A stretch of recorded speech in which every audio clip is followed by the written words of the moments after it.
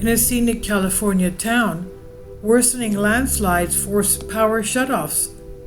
Perched atop a majestic cliff, Rancho Palos Verdes is a stunning city by the sea. Those who live here do so for the grand views of the ocean, the lush valleys, the breeze that sweeps away the heat of the sun. But the scene on this peninsula, 30 miles south of Los Angeles, comes with a caveat. Underneath the multi-million-dollar homes is a large complex of landslides. Every day the ground moves. In the past, that movement was so glacial, about an inch a year, it was accepted simply as a quirk of the region, and now for some residents it has become catastrophic. Across a span of 1 square mile, the pace has quickened to nearly 4 feet every month. Homes have been yanked apart at the seams, and some have collapsed altogether, their sunken roofs and splintered walls swallowed halfway into the earth. The gas was shut off more than a month ago, and a swath of residents, they have since been hunkering down, relying on electric hot plates or propane, scrambling for answers before their life savings cave in around them as well. Over the weekend, a distressing update arrived for the community there known as a Portuguese Bend. The power was turned off to 140 homes, and the loss of electricity threatened sewer systems. Residents were told to be prepared to leave. That was pretty devastating. A longtime resident, Sally Reeves, 81 years old, said about the news. She and her neighbors felt they were blindsided by the announcement after having been assured they would retain electricity. But a recent small fire in the region, sparked by a fallen power line, heightened the concern for local leaders who cited safety worries. There's no playbook for an emergency like this one, Janice Hand, member of the Board of Supervisors, the governing body of the Los Angeles County, said on Sunday. She called on Governor Gavin Newsom to visit residents and see the damage firsthand.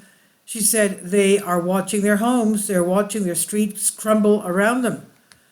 An executive for the utility Southern California Edison said the company was working to figure out engineering solutions that might allow power to be restored, while city administrators said they had reached out to hotels for possible housing help. But residents outraged about the shutoff had already held an emergency meeting the previous night. Gathering on a street corner, they began to share resources and encouragement, as they usually do. A familiar feeling emerged, resolve. We just don't have time to get upset now, said Mrs. Reeves, a retired school psychologist who bought her hillside home 42 years ago. We have to move forward, and the longer we stay mad, the less that gets done. Miss Reeves has spent months battling shifting walls and gaping holes in her 3-bedroom house. At the same time, she has had to care for her husband, who was disabled by a stroke. But like most of her neighbors, she is not waiting around to be saved. She has reached out to contractors and made numerous calls in attempts to get a loan to reinforce her house with a steel foundation. She refuses to be ousted from the home where her 2 children were raised. While news of a power shutoff at first moved her to tears, she is forging ahead. Today I woke up thinking, they don't know who they're dealing with, she said on Sunday. That morning she had been heartened watching trucks hauling in generators donated by a neighbor. It makes me remember why I'm here and why I love this community so much, she said. It's not just the nature, it's the people who are wonderful. In so many regions in California, there are beacons of beauty primed for disaster. The state's vicious cycle of drought and rain means that hillsides can become parched, creating tinder for fires, while downpours can prompt dangerous mudslides. Over the last 2 years, deluges of rain have doused the Palos Verdes Peninsula, saturating a deep layer of clay below the ground. That clay, known as bentonite, has become slippery enough to speed up the once slow-moving landslides. A portion of the main thoroughfare that ribbons around the city has since become a rippled hazard, so disfigured by Earth's movements that there is concern it could be shut down. Shattered glass panes and fissures in the floor of the Wayfarers Chapel, a landmark designed by Frank Lloyd Wright, Lloyd Wright's son, led to its disassembly this year. The city's plan had been to drill into the ground and install water extracting wells known as hydroggers that would slow down land movement, but a recent discovery presented a setback. An even deeper landslide that was thought to be dormant is in fact a major source of the trouble. There was a hopeful optimism that we could do something, but now that we've done more testing and found that this thing is not going to be solved by what we thought, I think some people are wondering what's next, said John Cruikshank, the mayor of Rancho, Palos Verdes. Leaders of the city, which has 42,000 residents, have made the land movement their highest priority, although possible solutions far outstretch their budget. Meanwhile, it's unclear how many public resources should be given to struggling constituents who represent a tiny percentage of the city's population. It seems that if it's okay, we're helping. As if it's okay, we're helping, but how long can we go? Said Mr. Cruikshank, adding that the city had not yet been given outside financial help.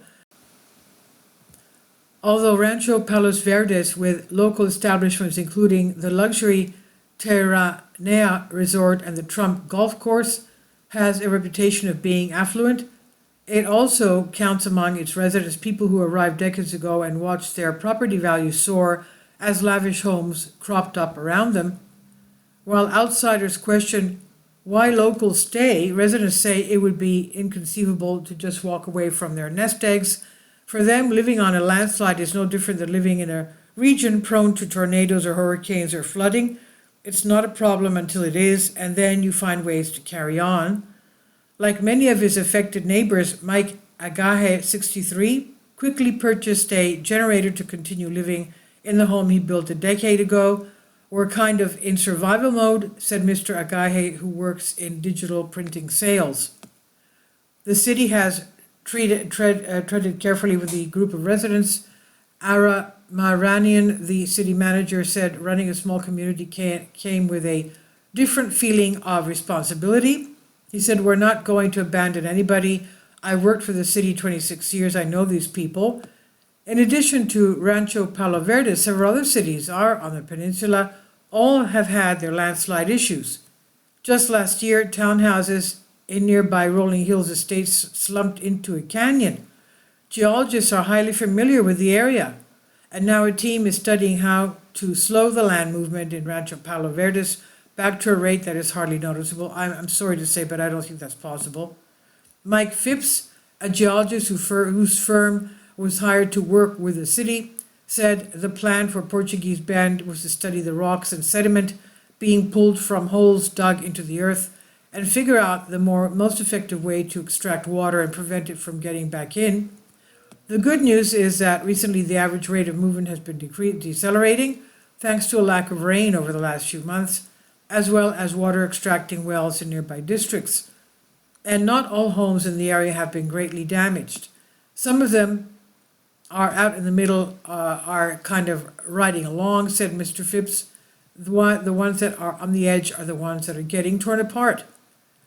By Sunday evening, homeowners were even more determined to stick around, having band together to install generators that would keep the sewer lines running. The notion that they might evacuate, and with such short notice, is ridiculous, said Tom Kiefer, 67, who manages an apparel wholesale building and moved to the neighborhood only 3 years ago. They can sell all the warnings they want, he said. We're not leaving. And this is from the New York Times, and it's on DNYUZ. Please leave your comments. Thank you for your support. Please support my Patreon account. The daily posts are 5 videos daily, and they are totally different from what I have on my YouTube channel. Thank you so much for your support and that you find all my content so interesting. You'll find the Patreon account details in the description box below.